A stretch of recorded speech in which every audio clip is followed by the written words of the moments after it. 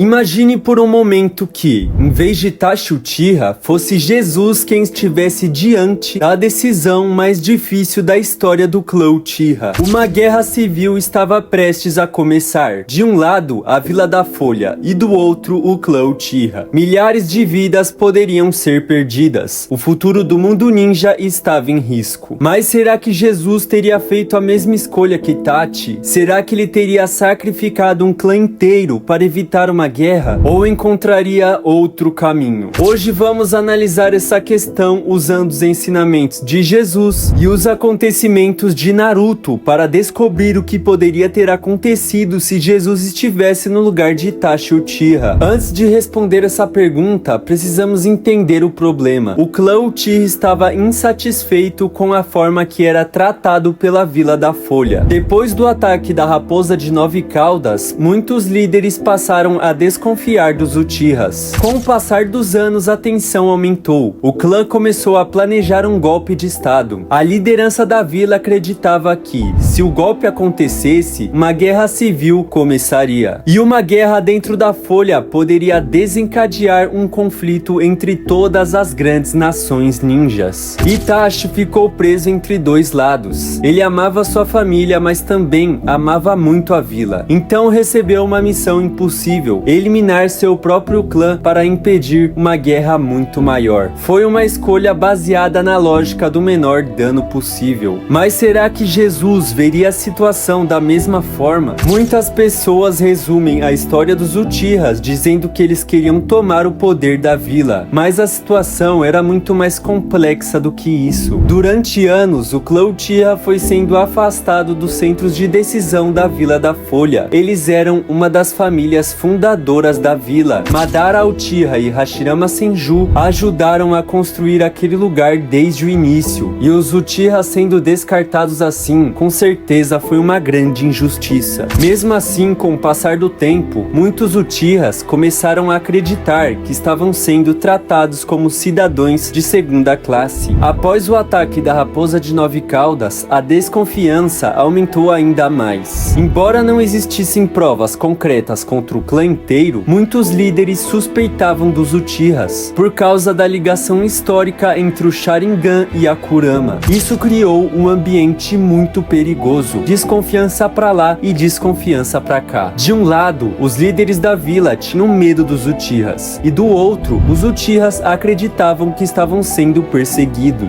E quando o medo e ressentimento crescem ao mesmo tempo, o resultado começa a ser conflito. É exatamente nesse cenário que Itachi se encontra. Ele não estava escolhendo entre o bem e o mal, ele estava escolhendo entre duas tragédias que não poderiam ser evitadas, pelo menos pelo Itachi. Vou explicar um pouco como Jesus costumava resolver conflitos na Bíblia. Quando observamos os evangelhos, percebemos algo importante. Jesus raramente resolveria problemas através da força. O seu foco era transformar o coração das pessoas. Quando surgiam conflitos, ele buscava o diálogo. Quando encontrava inimigos, pregava reconciliação. Quando era atacado, respondia com compaixão. Isso não significa que Jesus ignorava o mal e que ele era fraco, mas a sua estratégia principal era impedir que o ódio continuasse crescendo. Se Jesus estivesse diante da situação dos Uchihas, provavelmente sua primeira atitude seria reunir as partes envolvidas. Ele tentaria entender as dores de ambos os lados, e vamos concordar que Jesus sabe fazer isso como mais ninguém. Os Uchihas se sentiam injustiçados. A vila tinha medo de uma revolta. Jesus enxergaria os dois problemas ao mesmo tempo e trabalharia para restaurar a confiança entre eles. Mas afinal das contas, Jesus conseguiria impedir o massacre?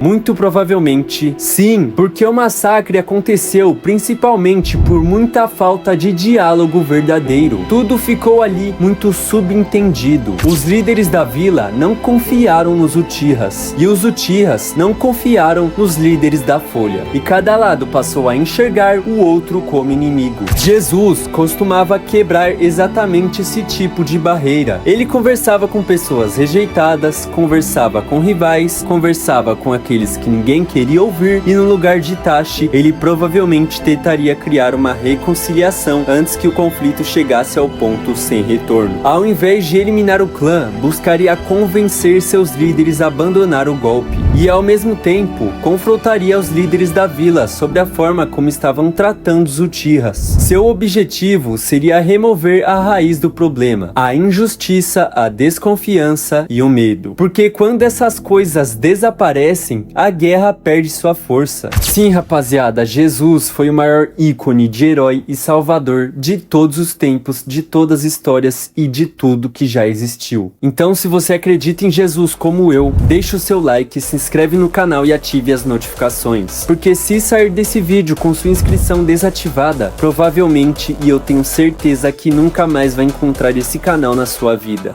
Se gostou desse vídeo, não se esquece de se inscrever e deixar o like. E comentar aqui também. Te dou esse aviso para não se arrepender mais tarde. Voltando ao vídeo. Tá, mas falamos aqui o que ele faria. Mas como Jesus tentaria evitar esse conflito? Uma das características mais marcantes de Jesus era sua capacidade de aproximar pessoas que se odiavam. Ele conversava com grupos rivais, conversava com pessoas vistas como traidoras e conversava com aqueles que eram rejeitados por toda a sociedade. Se estivesse na Vila da Folha, ficaria apenas ouvindo os líderes. Ele também ouviria Fugaku Uchiha, o líder dos Uchihas. Ouviria os anciões, ouviria os ninjas comuns da vila e talvez até os jovens que seriam obrigados a lutar numa guerra. Jesus costumava revelar algo que muitos líderes ignoravam: as verdadeiras motivações por trás dos conflitos. Muitas vezes, o que parece ser ambição é na verdade medo. O que parece ser ódio é uma ferida antiga. E o que parece ser rebelião é um pedido desesperado para ser ouvido. Talvez Jesus mostrasse aos líderes da Folha que a repressão estava alimentando ainda mais a revolta. E talvez mostrasse aos Uchihas que uma guerra destruiria tudo aquilo que eles desejavam proteger. E aqui chegamos à parte mais interessante. Mesmo Jesus, ele não obrigava ninguém ao segui-lo. Ele ensinava, orientava e advertia. Mas as pessoas ainda podiam escolher seus próprios caminhos. Por isso, não existe garantia absoluta que todos os Uchihas aceitariam a paz. Também não existe garantia que todos os líderes da vila aceitariam mudar. Muitas pessoas continuariam movidas pelo orgulho, outras pelo medo, outras pela ambição. E então, a verdadeira resposta é: Jesus provavelmente teria a melhor chance possível de impedir a guerra, mas o resultado final ainda dependeria das escolhas das pessoas envolvidas. Isso é algo que vemos repetidamente nos evangelhos da Bíblia. Jesus oferecia o caminho da paz, mas cada indivíduo precisava decidir se iria segui-lo. E o que aconteceria com Sasuke? Se o massacre não acontecesse, a vila de Sasuke seria completamente diferente.